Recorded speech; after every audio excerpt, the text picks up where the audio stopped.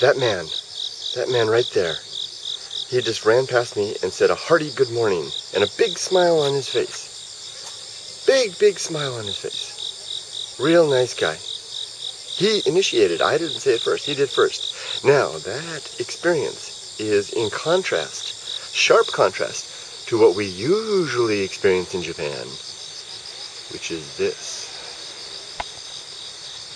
This is the inscrutable face of Japan. What has been called, since quite a while back, the face of the inscrutable Japanese. Now, I didn't make this term up, of course. If you're familiar with Japan, if you've read about early Western experiences of Japan, you're familiar with the term the inscrutable Japanese. Look at that car go by. And let that scooter go by. There we go. Now, the term refers to the experience that Westerners had early on of encountering Japanese and meeting their faces and experiencing a face that really gave no clues, no emotion, no signs of what was going on inside the head. And to early Westerners that were visiting Japan, this was a rather disconcerting experience in some cases, because nonverbal clues are, of course, a key element in human communication, and Westerners were often confused and unsure about what was going on, especially when the expression on the face was from someone that was from a stranger that gave no clue as to whether they were happy to see the Westerner or the foreigner, or not so happy to see them. It was unsure at times. Now, the inscrutable Japanese face is a concept that I've been wondering about for quite a while, and I've been working up to try and make this video and working on some ideas in my head over time. Now, this all came to basically a head this week as I was having a conversation with a Japanese man, and the subject came up and I asked his opinion, and he gave me an idea, or basically his observation, that I think might be spot on. But before I get into that, let me just talk a little more about the concept of the inscrutable face of the Japanese, and maybe of meeting Asians in general, and the experiences that I've had with it, and then we'll get on to my friend's observation. Now, the ideas I've just described is the inscrutable face is one that, as I just said, where the Westerners would experience the Japanese, meet the Japanese, and basically not register a lot of information being communicated from the facial expressions. Now, I've experienced that myself when I first came to Japan, and I would be in crowds of people, and I would gain eye contact with people, and I would get no visible response usually, unless I smiled. If I smiled, then I would usually find a broad smile appearing right back at me. But usually without that smile, it would be basically I don't want to use the word mask, but I'm going to go ahead and use that. It appeared to be a mask of sorts, rather hiding whatever was going on beneath. Now, this week I was talking to a Japanese man who I respect greatly. He's a very intelligent man, highly educated, and is not quick on his opinions. He's a reflective man, and I appreciate his observations, especially when on the topic of his own culture. And we were sitting around talking about various things, and the subject of experiencing of faces came up. We were talking about facial expressions. We're about to have an intercultural experience together, and he was asking about that type of subject. And the idea came in my mind to ask him about the inscrutable Japanese face. And I asked him about it, and he thought about it for just a second, and reflected as he always does, and he came up with the observation that really took me by surprise. Because many Westerners will think of the inscrutable face as either being indifferent, maybe simply rude, perhaps, in some cases, not showing any emotion. Some people might take it that way. I have taken it that way a few times. Mostly indifferent is the case that many get.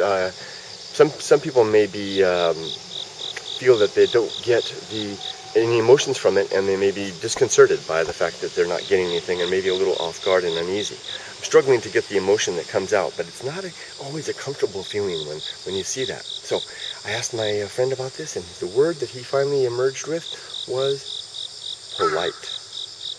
Polite? I thought, that's a very interesting observation. Polite, that this mask, the face that you see behind me, the face there right there, that might be the face of courtesy.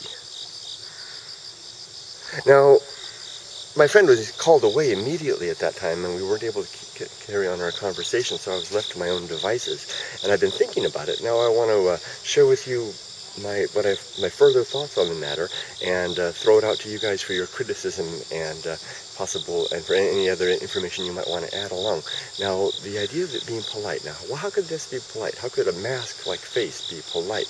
Well, I come from Southern California, where we get around in cars, and we as our main means of transportation, and we have, in fact, very few daily interactions. In comparison to Asia, very few daily interactions with other people's faces directly, and we can afford, therefore, to offer a smile at every encounter, or as many encounters as we like, because the incidence of actual face-to-face encounter with people is far less. So a smile, a howdy, a good morning, a hello, how you doing, whatever, that seems to be the norm in most cases for us, except with strangers we meet on the street. For the most part, that's the case. But here in a country like Japan, and in fact in Asia in general, maybe most of the old world, where people are packed in such a tight environment, and transportation typically is one's feet or a bicycle or the train. There's far more incidents of interaction with people, of coming face to face with someone and having a chance to share nonverbal communication. So what would it be like in such an environment if people were always smiling or nodding or saying hello or the like when they saw, or with at least even a minority of the people that they saw? Well, I think it would be basically information overload. And I've tried it when I first came to Japan. I'm a very friendly person, and I would say hello to everybody and hi, and I got worn out over time. Now, another element in this is that the Japanese are very considerate of how their actions impact other people in terms of inconveniencing people, or causing people to break their routine or whatever they're doing. They don't want to do that. And engaging someone in a moment of nonverbal communication via the face, and heaven forbid it goes even further into verbal communication and all the obligations that come up in Japanese culture from that, would certainly be considered an inconvenience in many cases. It would be much nicer to simply allow the person to go on their merry way. And the best way to do that is by offering no expression at all. And I can begin to see, with these reflections, I can begin to see how a flat face, what I mean by a flat face is an expressionless face. An expressionless face as the norm in a public setting would in fact be the most considerate face in terms of not offering undue engagement of other people or inconvenience of other people through requiring them to respond in kind. There we go. The inscrutable face becomes a polite face. The inscrutable face becomes the face of courtesy and consideration. And this would then explain, but it doesn't mean the inscrutable face is one of being rude or one of being indifferent. It doesn't mean that at all. I can tell you, as I mentioned earlier, that when I meet the inscrutable face and I offer a smile, which is my habit, I invariably receive a welcoming, warm, wide smile in return. And in so many cases, that has then developed into a conversation and an engagement and a nice exchange with the person in question. So there we go. We have the inscrutable face, which has been noted by Western observers in Japan since an early time, and has been a source of rather confusion and misunderstanding among Westerners, even today as foreigners come to Japan and they experience the country. And we wonder, what is the source of that face? What is the purpose of that face? Why is it there, and why does it persist in the modern times? Courtesy. I think that my Japanese friends got it spot on. Courtesy is the reason. And I'm sure there are other different reasons as well, such as just simply the convenience of not having to engage every single person that we meet and the like. But I think that courtesy and politeness are the key right there. I'm going to throw it out to you guys, close off here now at just under the 10-minute mark. Can't believe how long these videos go sometimes.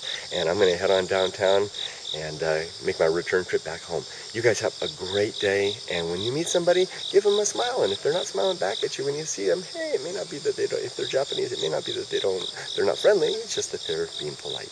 Okay, take care, everybody. Bye-bye.